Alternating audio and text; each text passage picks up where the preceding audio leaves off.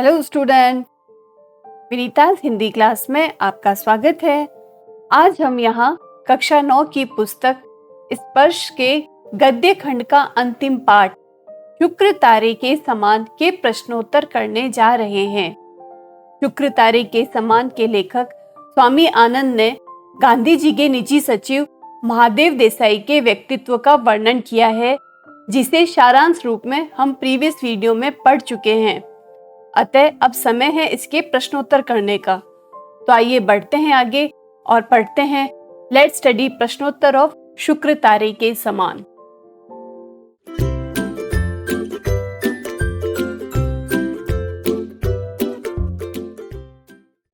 निम्नलिखित प्रश्नों के उत्तर एक या दो पंक्तियों में दीजिए।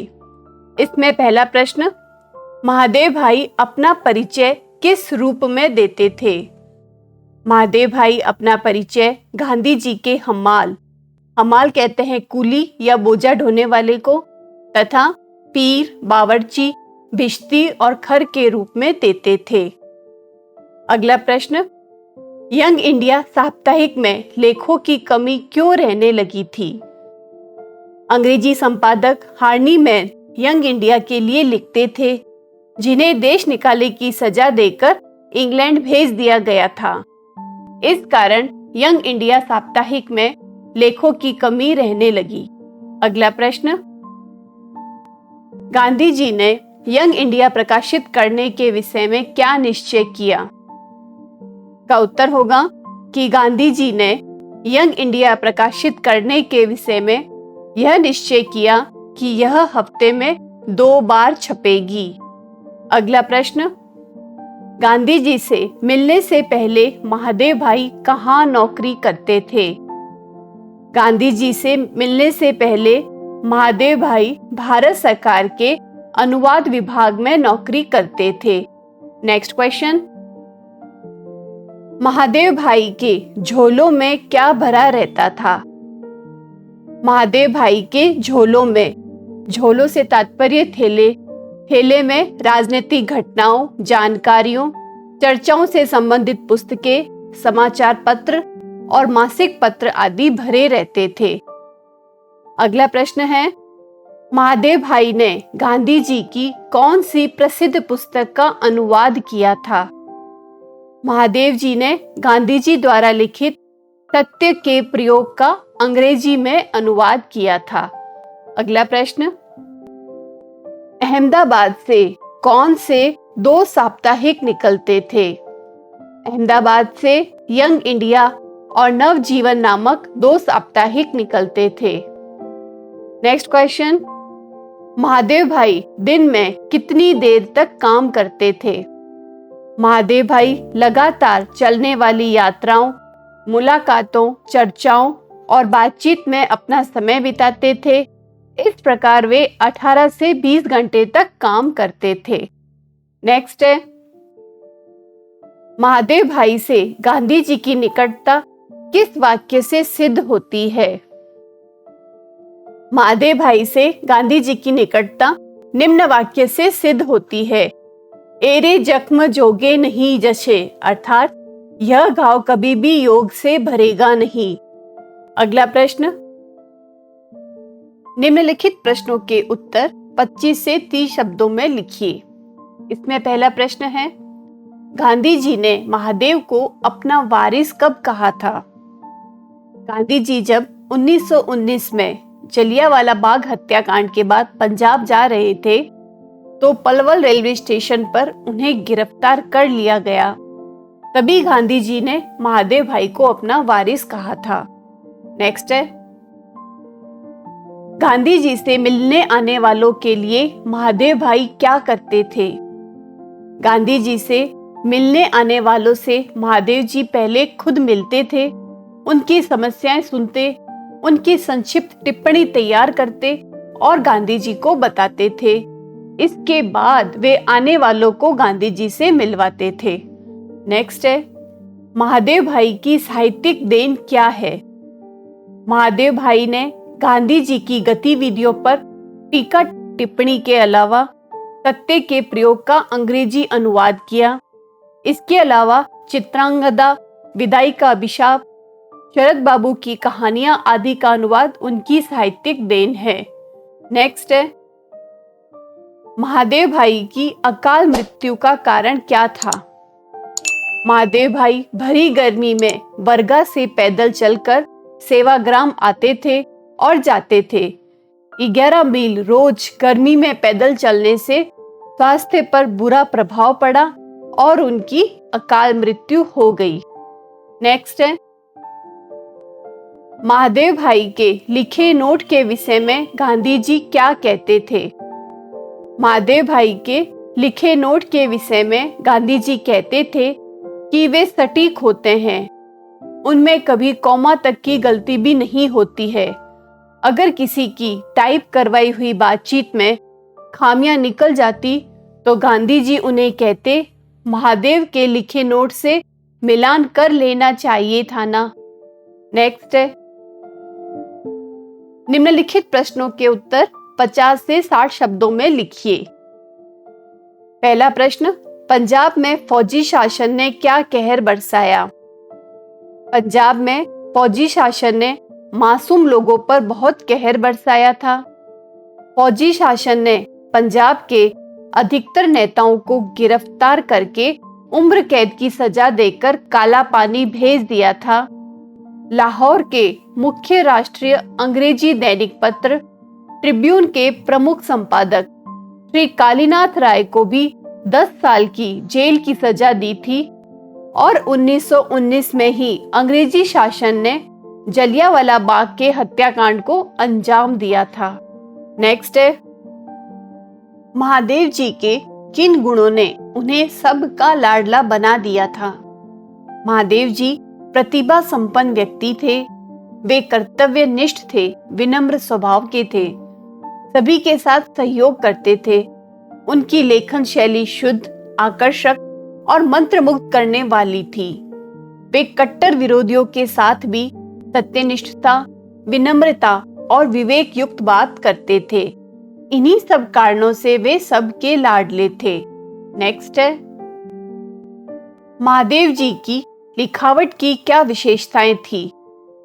महादेव जी की लिखावट बहुत सुंदर और पूर्ण शुद्ध थी। उनके अक्षरों का कोई सानी नहीं था। उनके लिखी टिप्पणियां, पत्र और गांधी जी के व्याख्यान में कॉमा, हलंत पाई तक की भी गलती नहीं होती थी। वायसराय को जाने वाले पत्र गांधी जी हमेशा महादेव जी से ही लिखवाते थे। वे तेज गति से लंबी लिखाई कर सकते थे। उनका लेखन सबको मंत्रमुग्ध कर देता था। बड़े बड़े सिविलियन और गवर्नर कहा करते थे कि सारी ब्रिटिश सर्विसों में उनके समान स्पष्ट अक्षर लिखने वाला कोई नहीं था। नेक्स्ट है, निम्नलिखित का आशय स्पष्ट कीजिए। अपना परिचय उनके पीर, बावर्ची, बिश्ती खर के रूप में देने में वे गौरवान्वित महसूस करते थे। महादेव भाई गांधी जी के सबसे नजदीकी सहायक हुआ करते थे। वे अपना हर काम पूरी ईमानदारी और कर्तव्य निष्ठा से करते थे। वे गांधी जी के इतने चहेते थे कि गांधी जी ने उन्हें अपना उत्तराधिकारी बना दिया था। महादेव भाई गांधी जी के आज्ञाकारी शिष्य की तरह थे और मित्रों में अपना परिचय गांधी जी के हम्माल और उनके पीर, बावर्ची, भिश्ती खर के रूप में देते हुए गर्व महसूस करते थे। नेक्स्ट है, इस पेशे में आमतौर पर शाह को सफेद और सफेद को शाह करना होता था। इसका आशय होगा कि महादेव ने गांधी जी के सानिध्य में आने से पहले वकालत का काम भी किया था। इस काम में वकीलों को अपना केस जीतने के लिए सच को झूठ और झूठे को सच बताना पड़ता है। इसीलिए कहा गया है कि इस पेशे में शाह को सफेद और सफेद को शाह करना होता था। नेक्स्ट है, देश और दुनिया को मुग्ध करके शुक्र तारे की तरह ही अचानक अस्त हो गए। महादेव जी को एक शुक्र तारे की तरह माना गया है। जिस प्रकार शुक्र तारे की आयु लघु होती है या कम होती है, उसी प्रकार महादेव जी भी अकाल ही मृत्यु को प्राप्त हो गए थे, पर शुक्र तारे की ही भांति वे अपने लघु जीवन की छाप हर दिल पर छोड़ गए थे। उन्होंने ऐसे ऐसे कार्य किए जिससे लोग उनके जाने के बाद भी उन्हें याद करते रहे। नेक्स्ट है, उन पत्रों को देख देख कर दिल्ली और शिमला में बैठे वाइसराय लंबी सांस उसास लेते रहते थे। महादेव इतनी शुद्ध और सुंदर भाषा में पत्र लिखते थे कि देखने वालों के मुंह से वहां निकल जाती थी। गांधी जी के पत्रों का लेखन महादेव ही करते थे।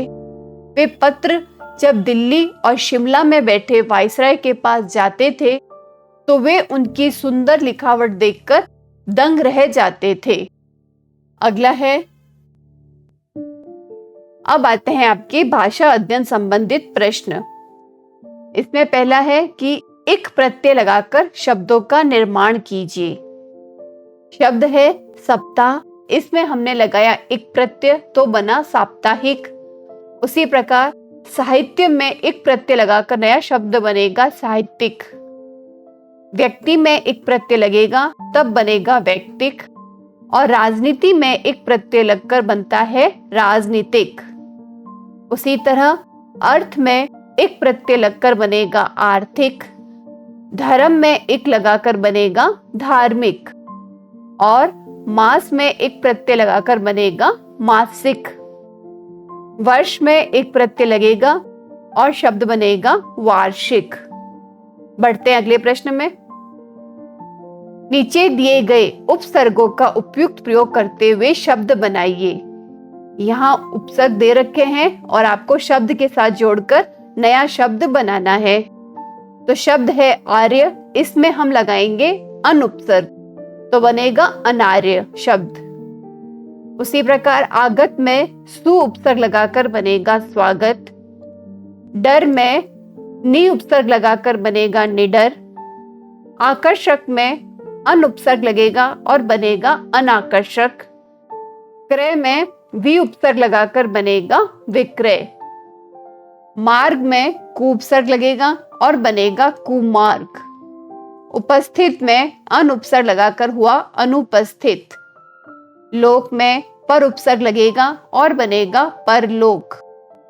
नायक में अधि उपसर्ग लगा और बन गया अधिनायक।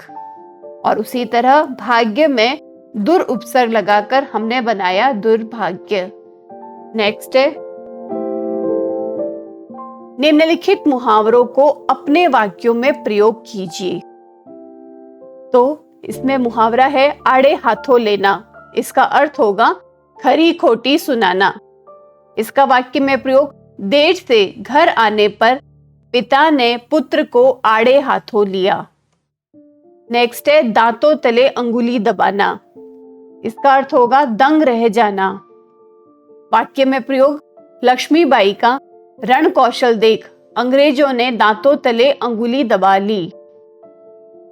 तीसरा है, लोहे के चने चबाना। इसका अर्थ होगा बहुत ही कठिन काम करना। इसका वाक्य बनेगा, इस रेगिस्तान को हरा भरा बनाना लोहे के चने चबाने जैसा है। नेक्स्ट है, अस्त हो जाना। अर्थ होगा इसका खत्म हो जाना।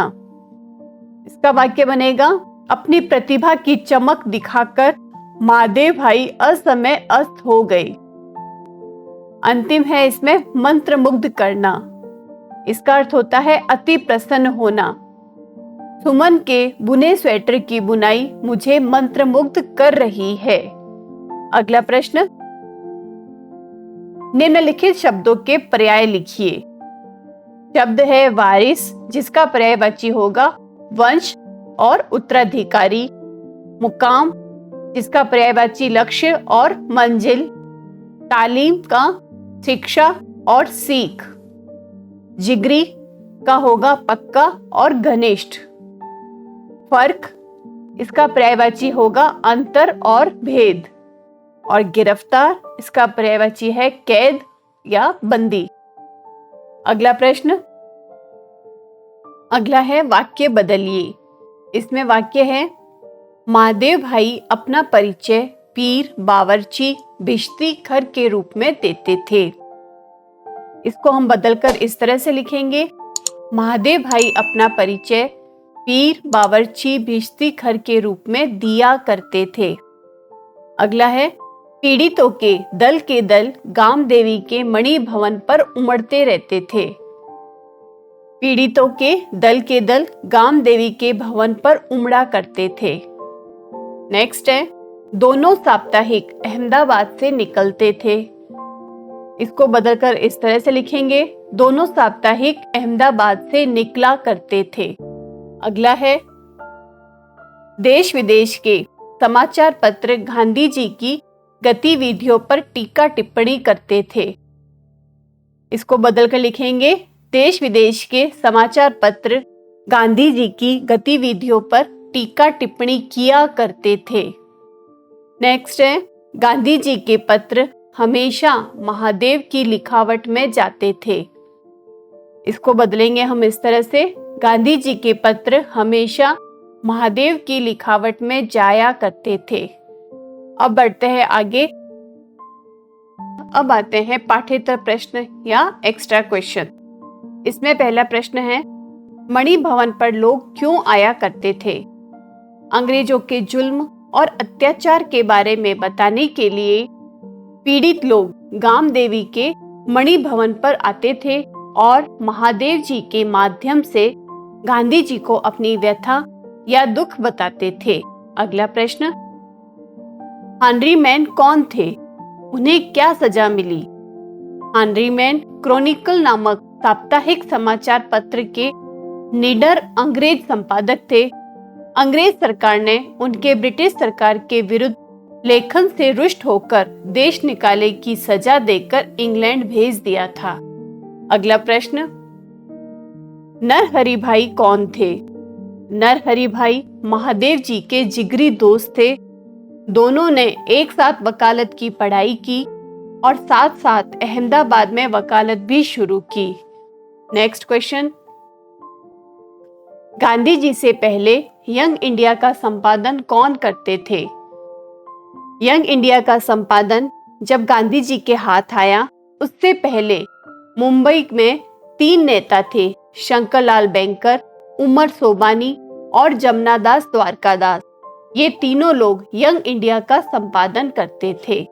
नेक्स्ट क्वेश्चन, गांधी जी के पास किनके पत्र आते थे?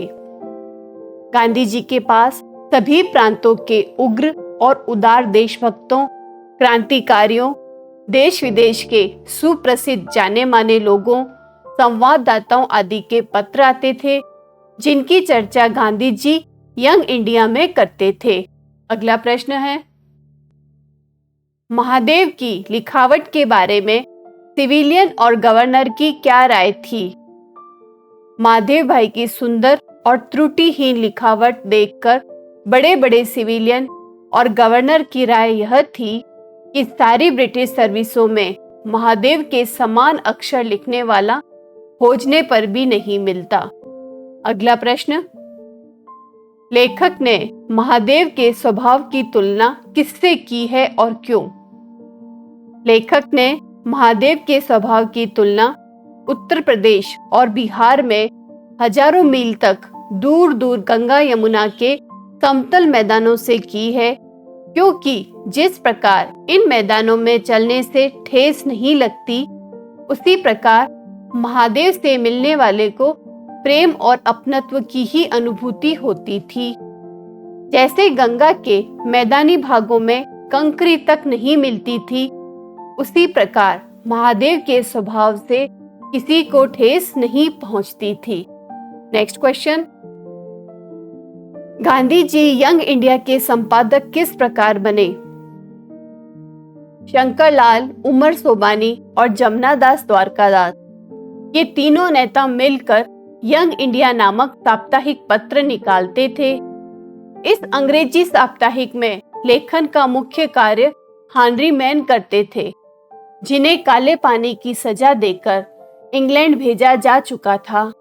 साप्ताहिक के लिए लेख की कमी होने पर ये नेता गांधी जी के पास आए और उनसे यंग इंडिया का संपादक बनने का अनुरोध किया। गांधी जी उनका अनुरोध सुनकर यंग इंडिया के संपादक बन गए। अगला प्रश्न, काम में रात और दिन के बीच महादेव के लिए शायद ही कोई फर्क रहा हो। कथन के आलोक में उनकी व्यस्त जीवन शैली पर प्रकाश डालिए। महादेव भाई समाचार पत्र, मासिक पत्र और पुस्तकें पढ़ते तथा यंग इंडिया और नवजीवन के लिए लेख लिखते। वे गांधी जी के साथ लगातार चलने वाली यात्राएं करते। वे जगह जगह सभाएं आयोजित करते, लोगों से मुलाकातें, बैठ के और बातचीत करते। इनके बीच वे अपने लिए भी मुश्किल से समय निकाल पाते। इस प्रकार काम में उनके लिए रात दिन सब बराबर था। अगला प्रश्न और अंतिम प्रश्न, महादेव भाई के चरित्र से आप कौन कौन से मूल्य अपनाना चाहेंगे? महादेव भाई का चरित्र बहुत से मानवीय मूल्यों का संगम था, जो उन्हें दूसरों से अलग तथा जन जन के बीच लोकप्रिय बनाए हुए था। उनके चरित्र से समय का नियोजन कर हर काम समय पर करने का गुण, अपने स्वभाव में नम्रता, विनम्रता, सहनशीलता, उदारता जैसे मानवीय मूल्यों को अपनाना चाहूंगी। इसके अलावा देश प्रेम की भावना और सेवा भावना जैसे मूल्य भी अपनाना चाहूंगी। स्टूडेंट्स, इन प्रश्नोत्तर का आप अच्छे से अभ्यास कीजिए और बार बार कीजिए ताकि परीक्षा में अधिकतम अंक आ सके। और हमारा वीडियो अच्छा लगा हो तो प्लीज लाइक करें, कमेंट करें और अपने फ्रेंड्स के साथ शेयर भी करें। Thank you and all the best.